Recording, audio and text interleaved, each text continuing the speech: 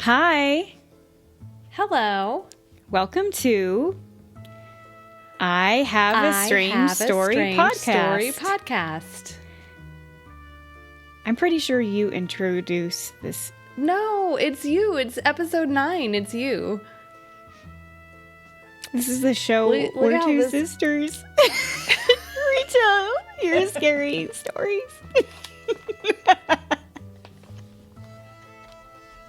We've been doing this for 5 years. So we really know what we're doing. Thank you so much for joining us and for putting up with our shenanigans. And thank you so much for taking the time to send in your stories. If you have a spooky story, please send it to ihaveastrangestorypodcast@gmail.com, and we would be happy to read it. Also, please give us a rating, and if you do give us a rating, take a snapshot of it, send it to our email address, and we will mail you some physical stickers. And while you're at it, please give us a nice review, which I think I just asked for. Share us with your friends, please. Thank you. Very good. Thank you. I'm a little bit discombobulated. What you've probably noticed is that we're on TV now.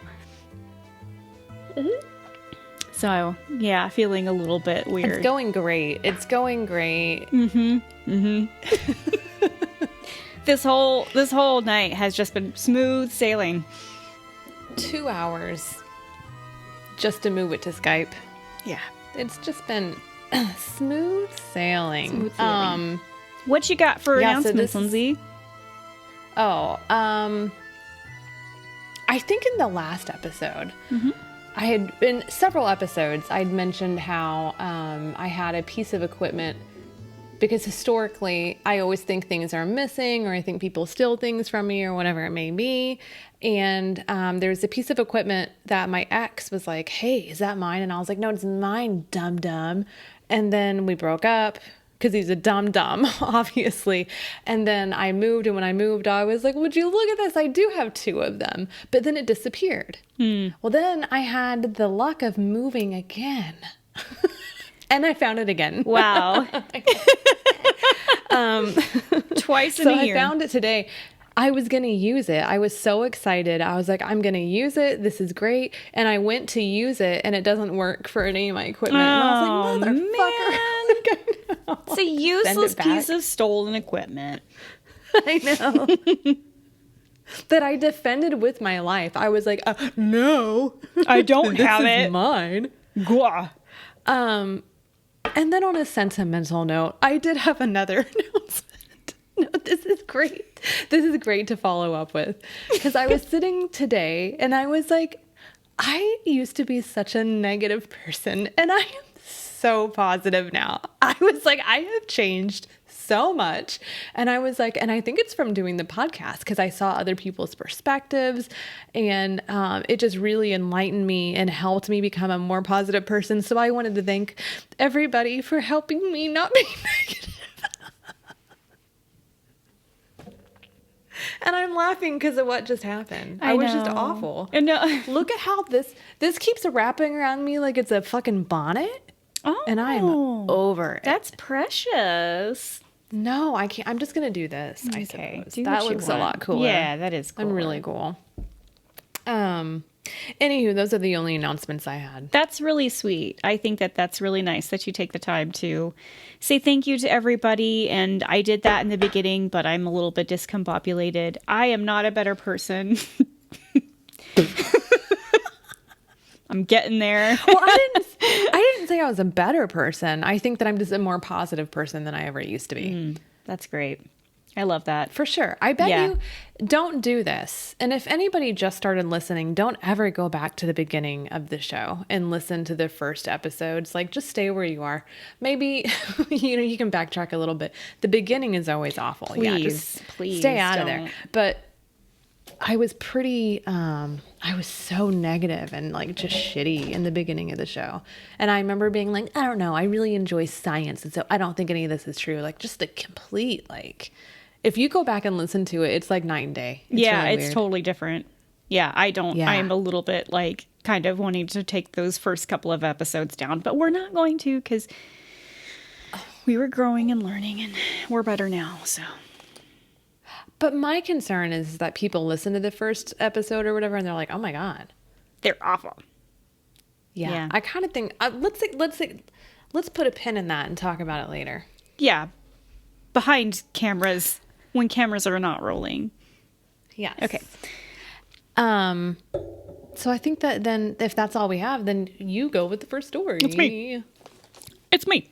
So I first want to just talk about what this episode or what my story is going to be about. It's a personal experience, and this is really cool because... Wait, is it yours? No. Oh. It's somebody else's personal experience. Remember, I don't have personal experiences. I believe everybody else does, but not me. Okay. Yeah. So this is cool because there is a story behind it that is something that you can research. So we're talking about Mr. Boots today, or the Watcher. And Mr. Boots is this entity that lives in the Edinburgh vaults. And so he is this, like, he's described as this tall, imposing man wearing a dirty blue coat and heavy worn leather boots. And then he'll be seen like glaring in a doorway, just watching people, pacing tunnels, letting the tour, because this is a tour type of thing, letting the people who are on the tour know that they are not welcome. And they even hear him say, "Get out," sometimes. So he's that kind of ghost. And then some visitors even say that he can get a little touchy because they'll leave there with marks on their body that they didn't have before they went into the vaults. And so, I know, Lindsay, these are vaults in Scotland, in Edinburgh. Let me just make sure, Edinburgh vaults in Scotland. Dude, we need to go there. Is that what you're going to say? Let me tell you something. Okay. Well, do you remember the TikTok video I sent you of the coffee house with chihuahuas? Yeah. That's in Edinburgh, Scotland. It's a sign. Oh my God. This is crazy. Oh my God. We have to go. We have to go see the chihuahuas, and we have to go see these vaults. Scotland has it all. Chihuahua cafe, scary vaults, handsome men that are romantic. Okay. That's from the Outlander. But anyways, so there's a lot of different speculations as to who this person is. So they don't know who the Watcher is. But some people think that he was either a smuggler or a thief or a body snatcher. Because in the 1820s, whenever these vaults were used for, like, it sounds like storekeeps or just places where shady activity went down. There would also be like these goods that they would be guarding. So like wine or whatever, or things that were like expensive stuff. And so there would be a guard down there to make sure that nobody got in and got the stuff. Okay. And so, there's this area that he kind of protects, and it's called the White Room. And what some people think, though, that are on the tour that like are the tour guides, think that maybe instead of him being a jerk and being like, you know, a protective ghost over these goods that aren't there anymore, some people think that he is actually protecting the ghost of a woman or a little girl who died there, because he's in this one room called the White Room, and there was allegedly a woman that in there that died. So it could be anything else. Another theory is that I can't read my handwriting. We're back to that, folks. We're back to not reading. Can we cut this out? Okay. This is good for everything.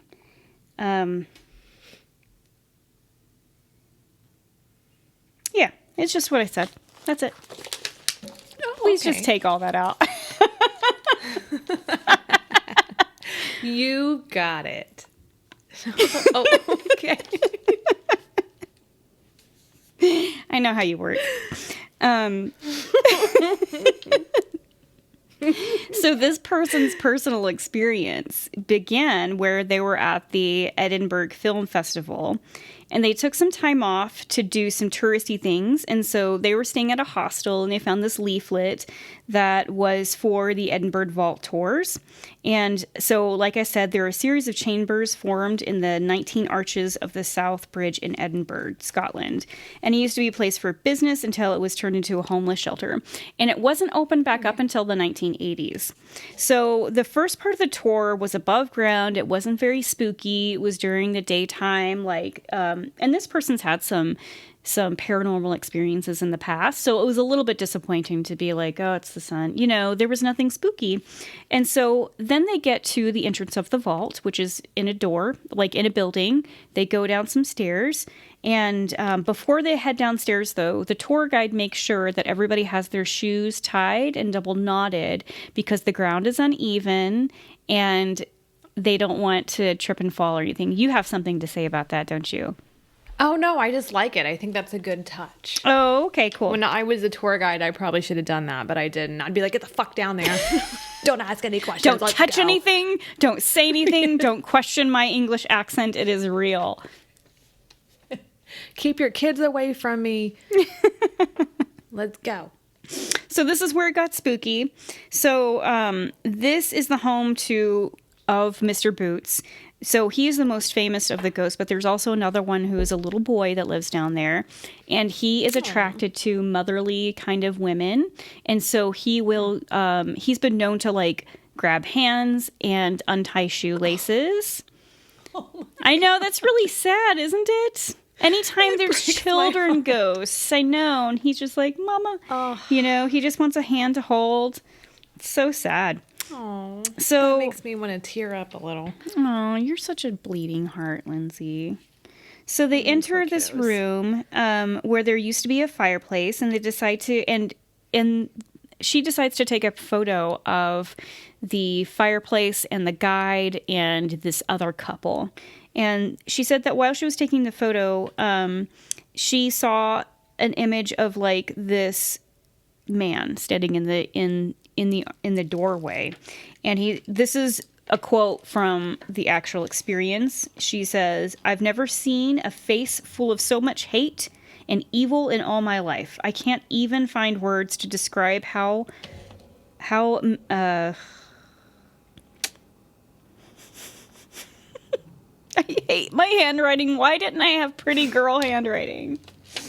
How menacing they looked, and how his face was twisted with hate. They looked human. It was a tall figure wearing a long black coat or cloak, and he was wearing a top hat. And they had white pale skin, and they weren't transparent, but they were solid. So once again, they saw Mr. Boots. Mm-hmm. And whenever they first saw Mr. Boots, they said it wasn't just a visual they had. Then they had this visceral feeling that their entire left side went numb and cold, like frozen. They were stiff. They couldn't move. And they were just locked eyes with Mr. Boots. They couldn't do anything about it either. And then suddenly they felt something pulling on their left hand. And they were able to look down. They didn't see anything there. They looked up again, and Mr. Boots was gone. And so the tour is moving on, and they really don't want to be there, but they don't have any choice. They have to get it. They have to go through to get finished. And she looks down, and she sees that her shoelace on the left foot is untied. And not only that, it looks like it was bunched up in their fingers, somebody's fingers, and then just plopped on their shoe. And she gasped because she was like, what the heck? And that got the attention of the guide, and the guide was like, okay, so we get shoelaces untied, obviously, because we've got a kid in here that does that. And she's like, but I've never seen it look like this before. This is really weird. That is so cool. I know, that right? Is so much fun. Yeah, I definitely want to go there. Yeah, I know. Wouldn't that be fun? That'd be so great. Yes, it'd be a lot of fun. Yeah. So, So they went through the tour, they finished, and then the story continues, though, because they went back to the hostel where they were staying. She was talking to the other girls that were in the room, and they were talking about the tour, and she just laid down and wasn't going to sleep or anything, just laid down. And then all of a sudden, the left side of her body, her whole body did that same sensation. She got numb, she got stiff, she was frozen, she had her eyes just like half closed. She could see the girls like sitting there talking, but she couldn't move. She wanted to call out and reach out to them to like help her, but she couldn't. It was a really weird sensation. She says that eventually she was able to like open her eyes, and she just stayed up the whole rest of the night. This girl does have other paranormal experiences too. She mentions that it's always like on her left side that she feels something as well. Oh. Ain't that crazy? Did you look up anything about that with paranormal experiences and the left anything side? on the left side? No. Did you? No, but I'm going to do it right now. Cool. Yeah. So, like, what would you do, Lindsay, if you saw Mr. Boots? If we go here, because I feel like we should go here, like, what are you going to do whenever you see Mr. Boots? Because you know you're going to see Mr. Boots. If there was a guarantee that you were going to see an apparition, what would you do? Oh, I guess I would I don't think there's anything you can do to prepare for it. Like, once you see it, it's just something totally different. There's nothing you can do. Yeah. I'm pretty sure I would freeze. Mm-hmm. I'm pretty sure I would freeze, and I would gasp, and I would probably grab like whoever was next to me and be like, "It's Mr. Boots." And I think that's all I would do. Mm-hmm. I don't know. What would you do? Is there anything that you think you could do to prepare for it? I think that there are some things that you could do to prepare for it. What? Like, you can just ask for protection. You can visualize protection around so you. smart. You can put crystals in your pocket. You can, do something like that. Yeah, I think that you could prepare for that. And that's just like, you're right. I don't think that's going to scare anything away. I think it's just going to like make sure that you don't get like touched or anything. But what would I do if I saw Mr. Boots? Like, I don't know. I think that I would want to take a picture, but I think it's just like everybody else with a paranormal experience. They can't do it. Like, it's just like, it's there. Oh my God, I can't do anything else. Like that sense of getting evidence just kind of goes away because you can't even believe what you're seeing in front of you. I mean, I would take pictures the whole time. That's what I did on that other tour that I went on. Mm-hmm. The one where I actually had like spheres and like whatever those weird things were coming up out of the rocks. Like, I just kept taking pictures because I was like, something's going to be here. Yeah. And like, so I just took them. So I would probably do that the whole time. But if I literally saw him in front of me, like, no way. Yeah. I wouldn't be okay. I think that I would really like to, I wonder if leaving a gift would be okay. Like, if I went down there and left just something nice, like flower or something. What if as you walked away, it hit the back of your head? If he picked it up and threw it at you. Fuck you. Get out of here. I think that's really thoughtful. You have such a thoughtful approach. I have a very fear-based approach. I saw this. I listened to a podcast actually from, I think it was called Cursed. It was that podcast called Cursed. And they did an interview with a woman who is a paranormal investigator, and her approach is completely different. Like, she goes in as if she's going into somebody's house and brings an offering and says, and is polite, and it's a good idea. And I just think that's really cool, and that has really stuck with me. And I think that's the nice way to do it. You're entering somebody else's space, and so it's always nice to be nice, No, I agree. I think that's a really good idea. Mm-hmm. I'm going to start taking that from because I think whenever I go in a place, I'm like, get out of here, leave me alone. Leave me alone. And I take, say, it's the first thing I do. I'm like, I'm going to sage the shit out of this place. And you better not touch me or bother me. I know, right? But you're right. You can go in and be different. I like it. Yeah. That's a way more positive approach. And you're a positive person now, Lindsey. That's exactly what I was going to say. I'm so positive. So I can do that now. I like it. Nice. So Edinburgh, Scotland. Yeah, we're going to need to go there. Yeah, I've been wanting to go to like Scotland or Ireland or England. Like I want to go to one of those places for sure. I mean, all of them eventually, but yeah. Yeah. We'll do that sometime. Very cool. Well, I don't know if this is a good or bad idea, and I didn't warn you. Uh-oh. Let's see if we can make it through this one. Oh, no. What, are we going to play a Ouija board or something? Bloody Mary? Momo? No. Okay. I have Zuzu? a few stories to talk about. Okay. And I think it's something that a lot of people experience, and I know that you and I have experienced it. And it's a little bit difficult of a conversation, and I picked it because of what is going on in my life right now. Because it's something that I just kind of needed to explore. But so I've had a lot of animals, and I swear to God that after some of them would pass away, I would always see them out of the corner of my eye.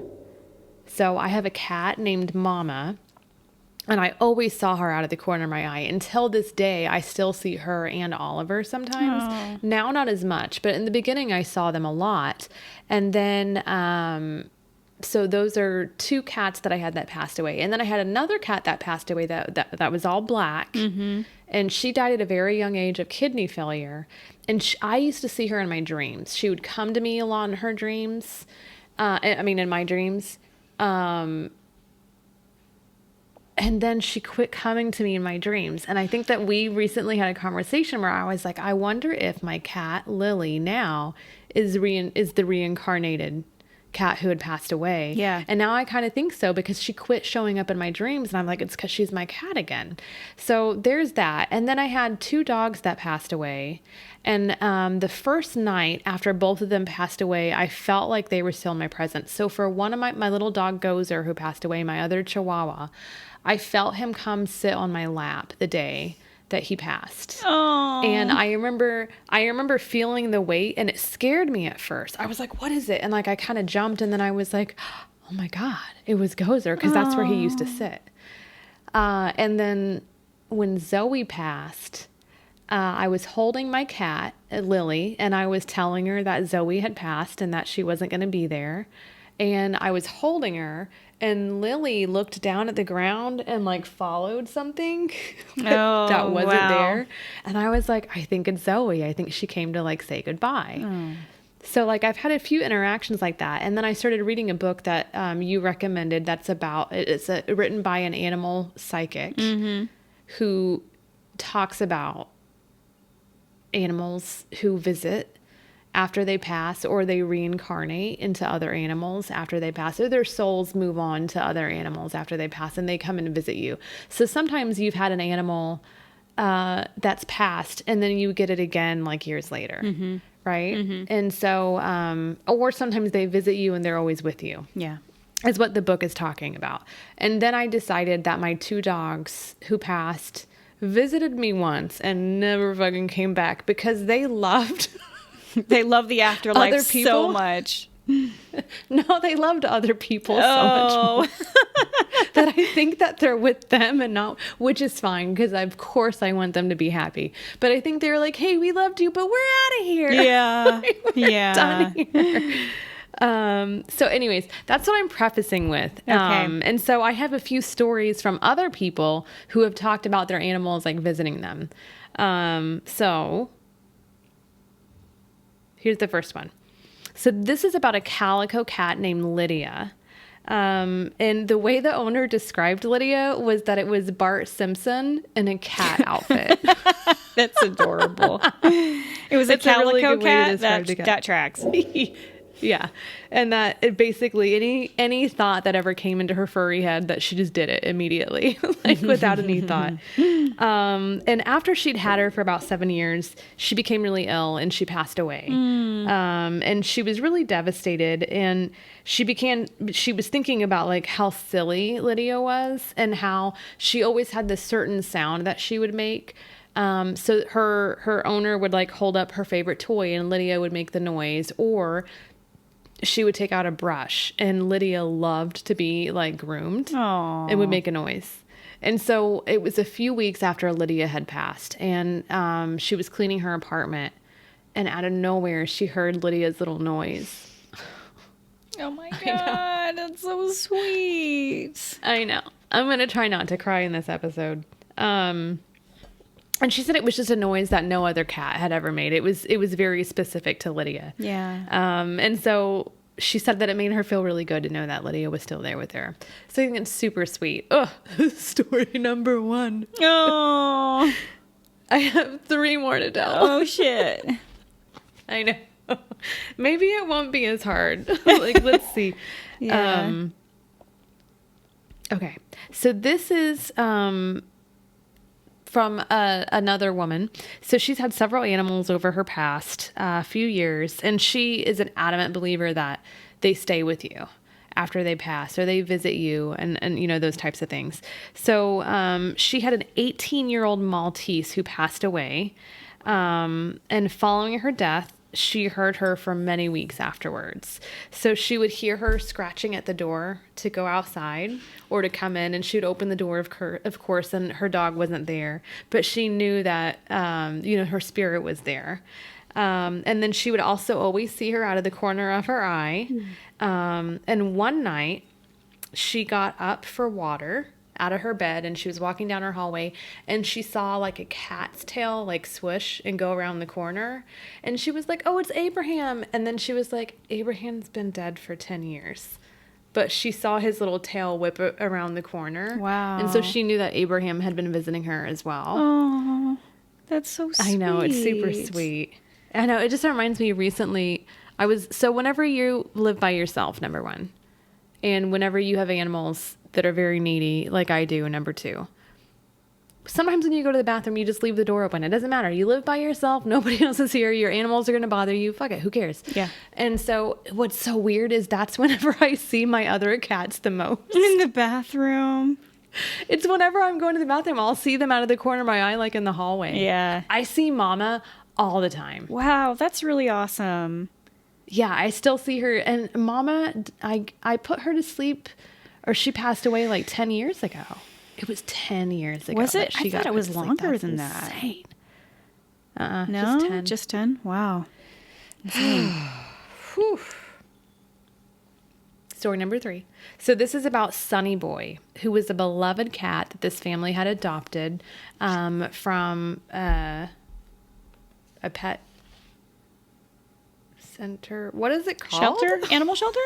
Yes, like an animal shelter. Oh my God. And one day Sunny had gotten outside, and Sunny, you know, they had adopted him. And I think that prior to being adopted, he was in and out. Mm-hmm. And so when they adopted him, they had a hard time getting him to only be indoors, and he would kind of take off. Yeah. So he took off this day, and they couldn't get him back in. And unfortunately, her daughters found him in the road that day because he'd been hit. I know. And they were really, really upset. It was really hard for them to lose Sunny. And she says about a week after he passed, that she was laying in bed, and they had another cat, and she felt her cat jump up from the bottom of the bed, and it walked up, and she felt the little feet, and it plumped down behind her. Mm-hmm. And she reached behind her to pet him, and he wasn't there. And she did a double take. She got up and looked, and there was nothing there. And she was like, oh my God, it was Sunny. Oh. And then she said it happened a few nights every night that she would feel a cat jump up on the bed and walk up and lay behind her. And that her daughters also said they had the same thing happen. That's really sweet. Ugh, I know. So she said that whenever she would feel him lay behind her, she would always turn and tell Sunny that she loved him and she missed him. Oh. But he was always visiting her, I know. Oh. It's so hard. sad. Yeah. Okay, this is the last one. I think I can make it through it. So this is about a woman who, so as a kid, she had a little Pomeranian, and she said that of course, shouldn't have had it when she was as young as she was. But as she got older, she and the Pomeranian, its name was Candy, that they got really close. And she had a bicycle that had a basket in front, and that she would put Candy in the basket, and they would ride around the neighborhood. That's adorable. It was really cute. So then, Candy passed, and fast forward like 15 years or so, and she's married and she has kids and all those things. And she went and met her husband for lunch, and he had been working in someone's house, I think like repairing a refrigerator or something. And he had left the house, met her for lunch, and he was like, "Hey, have you ever heard of a dog called a Pomeranian?" And she was like, "I have. I had one when I was little. I loved them." And he was like, "Yeah, the house I just left, they got a puppy Pomeranian for their daughter for her birthday," which is a bad idea. Little dogs shouldn't be presents for children. I'm just saying that as an advocate for little dogs.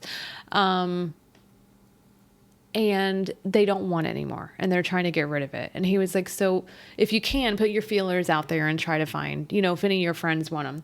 And she was like, "Give me their number." And she called them, and she was like, "I want your Pomeranian." And she just went and got it. And so it was a little Pomeranian who she said looked just like Candy, and its name was Katie. Oh, that's so weird. I know. And she said it was just like identical, and that it was just so shocking for her. So she went and she got Katie. And at one point she had a friend come over, and she said that her friend was sitting on the couch, and that Katie walked over and just sat in her friend's lap and facing her and stared at her. And she said that she and her friend and Katie stared at each other very intensely for like a few minutes, and she was like, "What the fuck's going on?" And then Katie got off her lap and walked away. And her friend said, "Whew, she is an old soul." Oh. And she was like, "What do you mean? Like, what are you talking about?" And she was like, "Did you have another Pomeranian before?" And she was like, "Yeah." And she was like, "That's her. She came back to you. She said she's been waiting for you for years to find her again." That's so sweet. Yeah. I know. Oh. And she said that she was like, "What?" And she was so shocked. She didn't know her friend like had that ability or whatever. But she just said that she was an old soul who had been waiting for her for years, and that she was very happy to be back with her. Ugh. Oh my God. That's so Talk sweet. about an emotional roller coaster. Yeah. Wow. Anyways, I thought they were really like heartwarming, like stories. I don't know if it ever makes it easier. I think that I always hope that it makes it easier, but I don't know if it does to know those things. But like so many people have those experiences. I definitely think they're real, but it's still like wrapping your head around missing the physical like presence. You know what I mean? Yeah. Yeah, it's hard. I know. I have my own type of kind of experience with that. So whenever my cat Wicket died, like we were like this, me and my cat Wicket. Yeah. Whenever she died, there was just like one day where I knew that she was gone. Like this was after she had died, and it was like, I don't know, a couple of days or a couple of weeks. I can't even remember, but I was like working, and all of a sudden, like I just knew that she was gone. Like she wasn't, like her presence was completely gone after that. And recently, I have been seeing my old dog's name everywhere, like on license plates. Like, so my old dog's name was Foo, and we spelled it F-U-U, but what I see everywhere now is F-O-O, which is how people would spell it, you know. That's how you pronounce it. That's how you pronounce it, exactly. But I see it everywhere, and I just think sometimes that is like just her, you know, like saying hi or whatever. Gosh, what else was I going to say about that? And sometimes I wonder if like my dog Bruce is a reincarnation of Foo, because she, or he, whenever I adopted him, I don't know if I've told this story before or not, but like we went to the animal shelter, which was in another city. It was like 20 minutes away or something like that. And I had never met him before in person. It was just something that you saw like on Pet Finder. I saw his picture, and I got there, and I sat in the back seat with him whenever we were driving home. And I just looked into his face and I was like, I know you. Like, there was this recognition of like we've met before. It was wild. It's something that I can't really like explain, but it was just this knowing that I knew this dog. It was wild. Well, one thing that I read was that you know that your animal has come back to you when an animal kind of comes to you out of nowhere.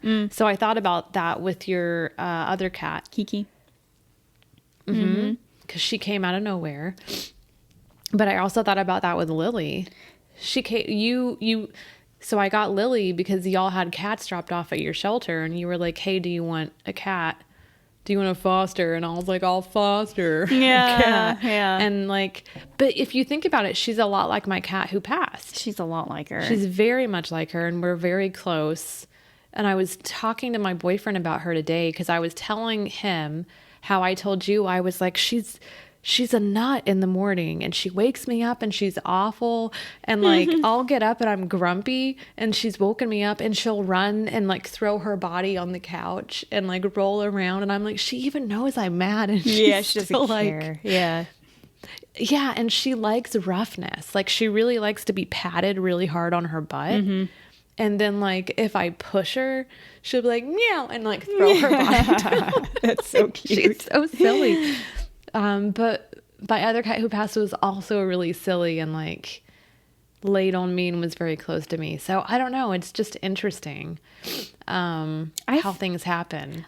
Now that you mention it, I feel like I've had 3 cats that have similar personalities that have all come after each other.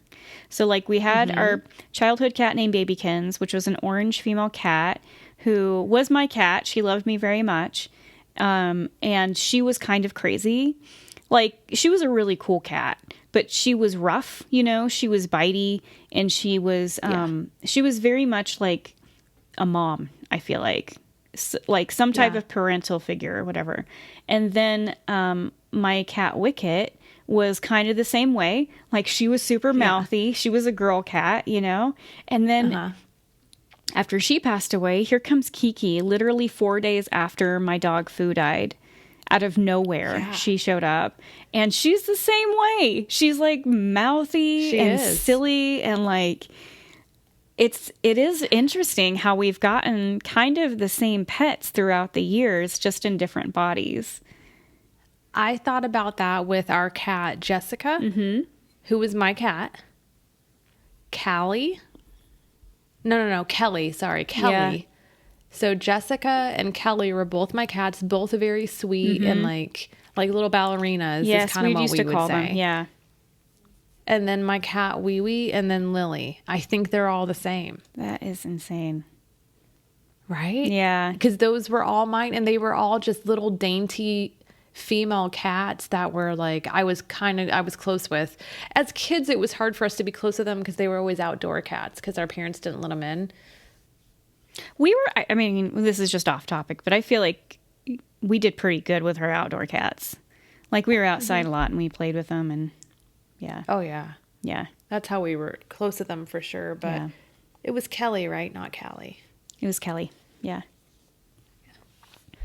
Anyways, I think it's super cool. Something to think about. Yeah. And like any other listeners, like, do y'all have any experiences with your animals like that have passed and maybe you think were reincarnated? Like, and if you're struggling with it too, the book that I'm reading that Rebekah recommended is There Are No Sad Dogs in Heaven.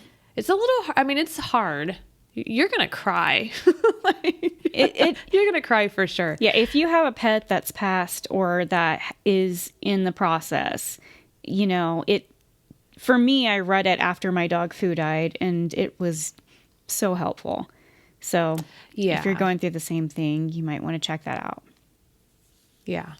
Super good book, but I also got one story. I couldn't find enough stories because I also wanted to explore people who had near-death experiences and saw their animals. And there were a few, and there was one guy in particular who he had almost died, and he saw lights and everything and had felt his like soul like ripped out of his body and ascending up or whatever. And he said when he got there, his cat was there who had passed. Oh, thank goodness. And he was like, I know. And he was like, I'm so happy to see you. He was like, am I supposed to be here? And he said that she said, meow. Oh. And then he said he got sucked back down. Meow. It's so cute. But so all the stories were very, very short, and it was kind of hard to like get enough out of them. But there were a few people who mentioned that with their near-death experience that they had ran into their animals before they came back. I love that. I know. Great. I thought it was pretty good too. Yeah. Yeah. I was like, I'm going to be like, it'll be like 5,000 animals. Yeah. Whenever we get to heaven, it's going to just be animals for us on the other side, basically. Yeah. All the mice, all the hamsters, mice. You guys don't even know. Rats. We had so many animals whenever we were kids. Mm-hmm. So many. Cats and mice, I think, were the number 2 or the top 2. Hamsters for I feel a like while. I had a ton of hamsters. Yeah, I think you had some hamsters. But anyways, we made it through. I didn't cry. Congratulations. I am controlling my emotions, which there's nothing wrong with being emotional, but I feel like I do such a better job because I've worked on myself. Yeah, definitely. I'm still doing that. Yeah. So I think that that's all I have. Yep, that's all I have as well. Okay. Well, now we get to see all the stupid faces that I make. Adieu. Well, you're supposed to aren't we supposed to outro? Is there no outro? Oh, there's no outro anymore. We just say bye. Bye.